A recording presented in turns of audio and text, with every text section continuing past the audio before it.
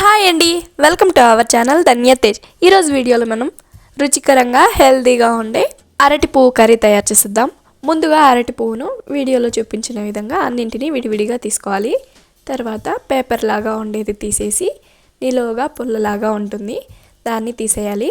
ఈ రెండు కూరలో వేస్తే ఉడకదు, అలాగే తింటే అరగదు, కాబట్టి ఆ రెండింటిని సపరేట్ చేసేస్తాము. ఇదే విధంగా అరటి పువ్వు మొత్తాన్ని క్లీన్ చేసుకున్న తర్వాత వీడియోలో చూపిస్తున్న విధంగా పూలను 2 భాగాలుగా కట్ చేసుకోవాలి. ఇదే విధంగా మొత్తాన్ని క్లీన్ చేసి శుభ్రంగా కట్ చేసుకోవాలి. కట్ చేసిన అరటి పువ్వు మిశ్రమాన్ని మొత్తాన్ని ఒకసారి నీళ్ళు వేసుకొని శుభ్రంగా కడగాలి. కడగడం వల్ల పువ్వులో ఉన్న బంక శాతం తగ్గుతుంది. కడాయి పెట్టి కడాయిని వేడి చేసుకోవాలి. 3 టేబుల్ స్పూన్ల నూనెను వేసుకొని హై ఫ్లేమ్లో వేడి చేసుకోవాలి. నూనె బాగా వేడైన తర్వాత ఘాట్లు పెట్టుకున్న 4 పచ్చిమిర్చీలను వేసుకోవాలి. 1 టేబుల్ స్పూన్ పచ్చిశనగపప్పు, 1 టీ స్పూన్ ఉద్దిపప్పు, 1 టీ స్పూన్ జీలకర్ర, 1 టీ స్పూన్ ఆవాలు ఉంటే 1 టీ స్పూన్ వడిం వేసుకోండి, లేకపోతే స్కిప్ చేసేయండి. వడిం వేయడం వల్ల అయితే టేస్ట్ చాలా బాగుంటుంది. సన్నగా కట్ చేసిన 1 మీడియం సైజు ఉల్లిపాయ తరుగు వేసుకోవాలి. ఒకసారి కలుపుకొని ఉల్లిపాయ లైట్గా వేగేంత వరకు వేయించుకోవాలి. ఉల్లిపాయ లైట్గా వేగిన తర్వాత 1 టేబుల్ స్పూన్ అల్లం వెల్లుల్లి పేస్ట్ వేసుకొని అల్లం వెల్లుల్లి పేస్ట్ పచ్చివాసన పోయి ఉల్లిపాయ పూర్తిగా వేగేంత వరకు వేపుకోవాలి.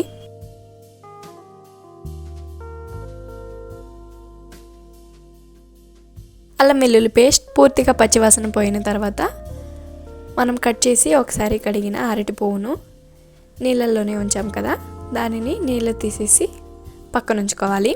3 మీడియం సైజు టమాటాలను వీడియోలో చూపించిన విధంగా ముక్కలుగా కట్ చేసుకుని వేసుకొని 1/2 టీ స్పూన్ పసుపు, రుచికి తగ్గట్టు ఉప్పు వేసుకొని మనం వేసిన ఉప్పు పసుపు టమాటాతో బాగా కలిసే విధంగా కలుపుకొని ఫ్లేమ్ని మీడియం ఫ్లేమ్లో ఉంచి మూతతో క్లోజ్ చేసుకుని మధ్య మధ్యలో కలుపుతూ టమాటా మెత్తగా ఉడికేంత వరకు ఉడికించుకోవాలి.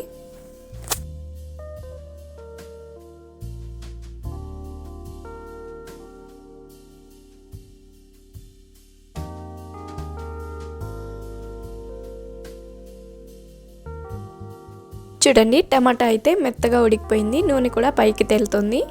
ఈ టైంలో టమాటాని మొత్తం అన్నీ ఒకసారి కలుపుకోవాలి. మనం ముందుగా నీటిలో వేసి ఉంచిన అరటి పువ్వును నీళ్ళను తీసేసి అరటి పువ్వును మాత్రం వేసుకోవాలి.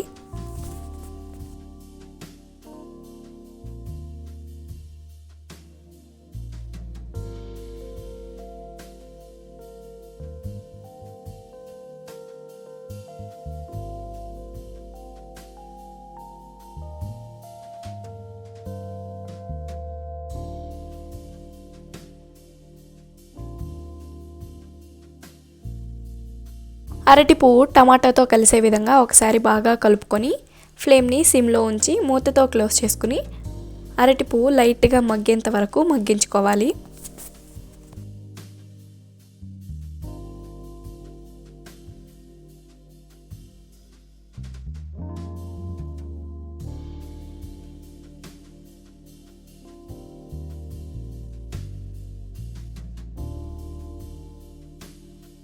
మూడు నిమిషాల తర్వాత చూపిస్తున్నాను చూడండి. అరటి పువ్వు అయితే లైట్గా మగ్గింది.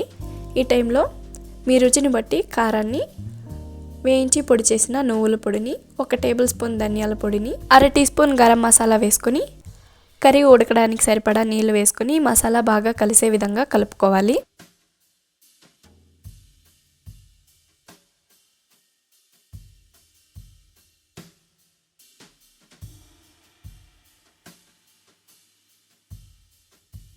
నాకైతే నీళ్ళు తక్కువగా అనిపిస్తున్నాయండి, మరి కాస్త నీళ్ళని యాడ్ చేస్తున్నాను. ఒకసారి రుచి చూసి ఉప్పు తక్కువ అయితే యాడ్ చేసుకోవచ్చు. నాకైతే ఉప్పు తక్కువగా ఉంది కాబట్టి కొద్దిగా యాడ్ చేస్తున్నాను. కర్రీకి సరిపడా నీళ్ళను యాడ్ చేసి మొత్తం కలిసే విధంగా కలుపుకొని మూతతో క్లోజ్ చేసుకుని ఫ్లేమ్ని మీడియం ఫ్లేమ్లో ఉంచి మధ్య మధ్యలో కలుపుతూ ఉడికించుకోవాలి. అరటి పువ్వు మెత్తగా ఉడికి కర్రీ తిక్కగా అయ్యేంత వరకు ఉడికిస్తే సరిపోతుంది.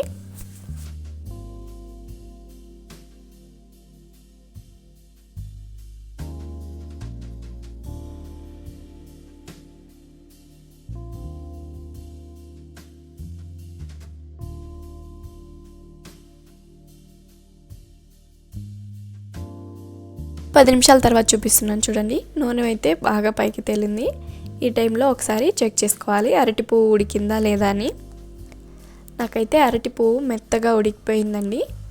ఒకసారి మొత్తం కలిసే విధంగా కలుపుకొని కొత్తిమీర తరుగు వేసుకొని సర్వింగ్ బౌల్లోకి తీసుకుని, కావాలనుకుంటే సర్వింగ్ బౌల్లోకి తీసుకున్న తర్వాత కూడా సన్నగా కట్ చేసిన కొత్తిమీర తరుగు వేసుకొని సర్వ్ చేసుకోవడమే.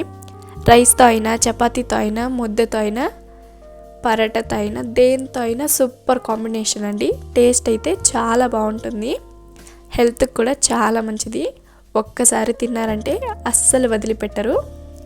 మీరు కూడా ఇదే విధంగా ఒకసారి కర్రీని ట్రై చేసి రెసిపీ మీకు ఎలా వచ్చిందో కామెంట్ చేసేయండి. మీకు ఈ వీడియో నచ్చినట్లయితే ఒక లైక్ చేసి సబ్స్క్రైబ్ చేసేయండి. అలాగే అరటి పువ్వు అంటే ఇష్టపడే మీ ఫ్రెండ్స్ అండ్ ఫ్యామిలీకి ఈ వీడియోని షేర్ చేసి ఒకసారి ట్రై చేయమని చెప్పండి. Thank you for watching.